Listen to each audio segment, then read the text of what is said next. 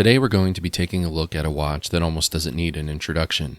Destined to be a fan favorite, the SBDC101, or Prospex MAS, is Seiko's answer to the larger dive watches they've been releasing for the past several years. Goldilocks dimensions and Seiko's fantastic dial and case finishing are what will make the SBDC101 stand out from the crowd. I normally don't start with how a watch fits in my video reviews, but I felt I had to with this watch. I've equated the dimensions and overall fit of the SBDC101 to the Tudor Black Bay 58.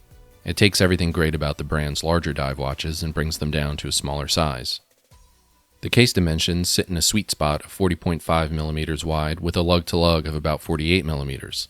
Although the SBDC101 is almost 14mm tall, it doesn't feel that tall on the wrist.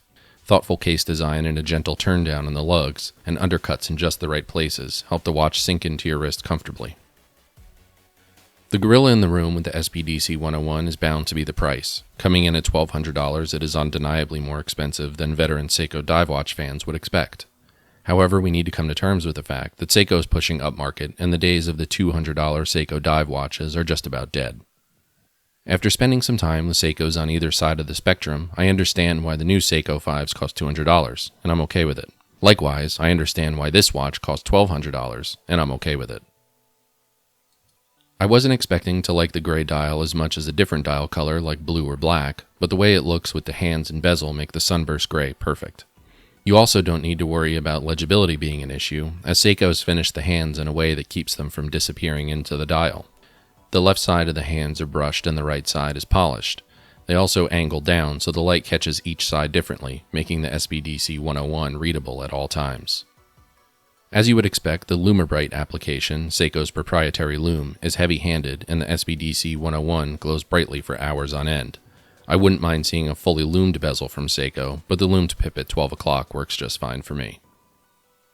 There are a few gremlins from Seiko's past that have crept their way into the SBDC101. While there is no chapter ring, the bezel on my example was ever so slightly misaligned. It was about a half a click off from being perfect.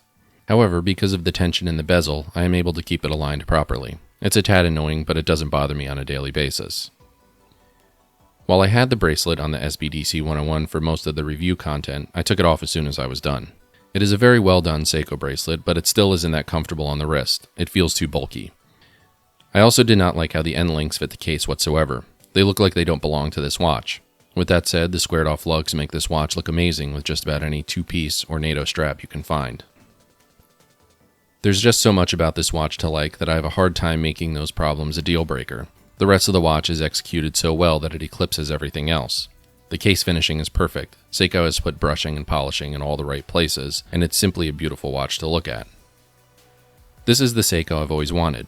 I own an SKX and have purchased and reviewed several other Seiko divers, but there was always one thing that turned me off to them. A millimeter too big here or there, or the handset didn't work for me. If I were to take a Seiko and mod it, the SBDC101 is probably the look I would end up with. Thankfully, Seiko has done all the hard work for me and made the Seiko I've been waiting for.